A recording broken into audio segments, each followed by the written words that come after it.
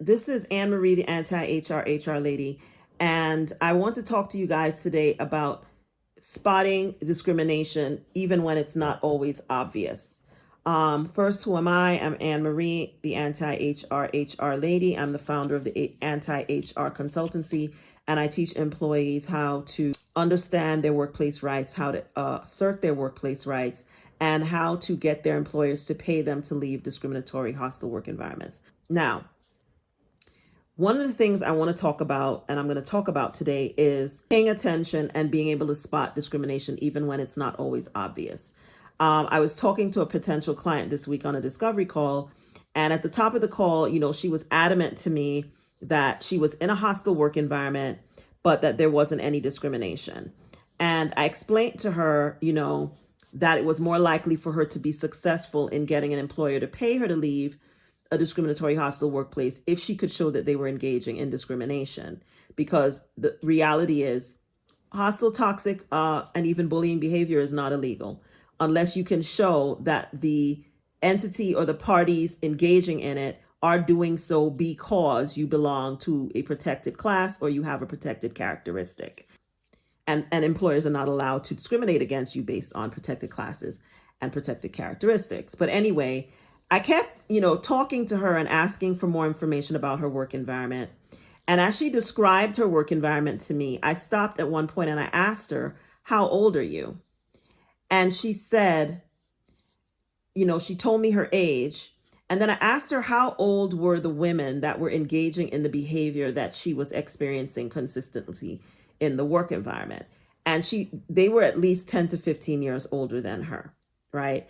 And I said to her, it's quite possible that you might be experiencing age discrimination in reverse.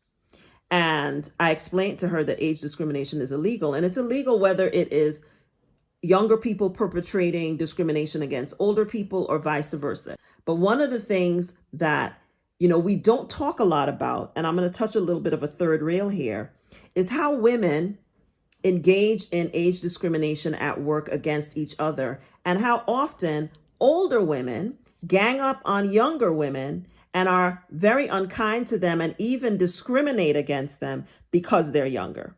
And I know this because I experienced it personally when I was younger. I worked for a woman, and this was a Black woman, who spent a lot of time talking about how much she disliked or resented younger women. And she engaged in behavior that ultimately was a problem for me. And some of it was also not just because she favored white women over the Black women in the workplace, but also because she disliked people who were younger and she was jealous. She perceived us to be more attractive to men and that we could wear things that she couldn't wear. And these were all her issues. But she then would engage in behavior and treatment that was discriminatory on the basis of that dislike. And so I explained to this person that it was quite possible that she was being discriminated against because she was so much younger than these women and that they disliked her for it, and that she would need to gather additional documentation to be clear about whether that was happening, but that she needs to spend some time thinking about interactions that she had had with them over time versus how they interacted with people that were in their own age group, right? And so one of the things that you need to pay attention to as women, we need to pay attention to, is how we treat each other at work. I think women are their worst enemies in the workplace.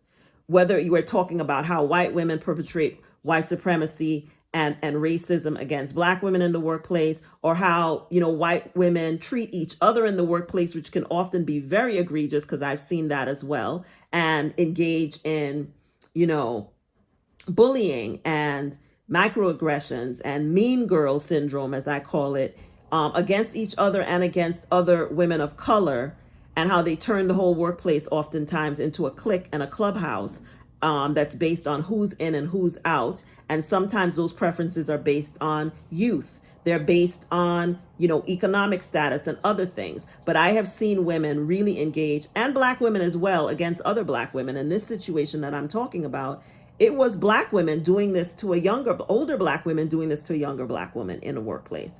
And I really think that, we spend a lot of time, I'm seeing all these videos on TikTok, and I've intentionally decided not to engage and get into these discussions But all these videos on TikTok about men and black women and black men not liking black women and all these different things. And I have my own opinions, which I will not share about all of that. But I think we need to spend more time talking about how black women treat each other. How are we and how we as women, as a group, treat each other? Because honestly, if we were treating each other better and we weren't so wrapped up in pursuing white proximity, patriarchy and proximity to the patriarchy, we would be further along in society and in the world, regardless of how they felt about us, right?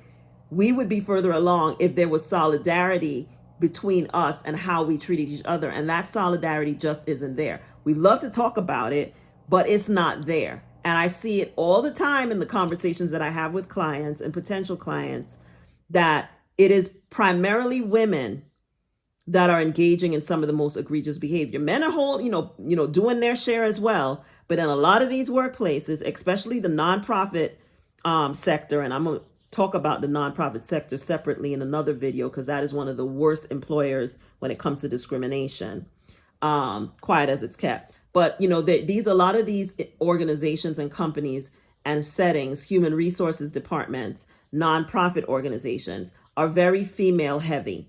And when there are a lot of women are engaging in egregious behavior. They are discriminating across the protected classes, not just race and ethnicity, religion, ability, age, against other women. And so when you are examining the question of whether or not your hostile work environment is in fact discriminatory, don't just look at it from the prism of race and ethnicity.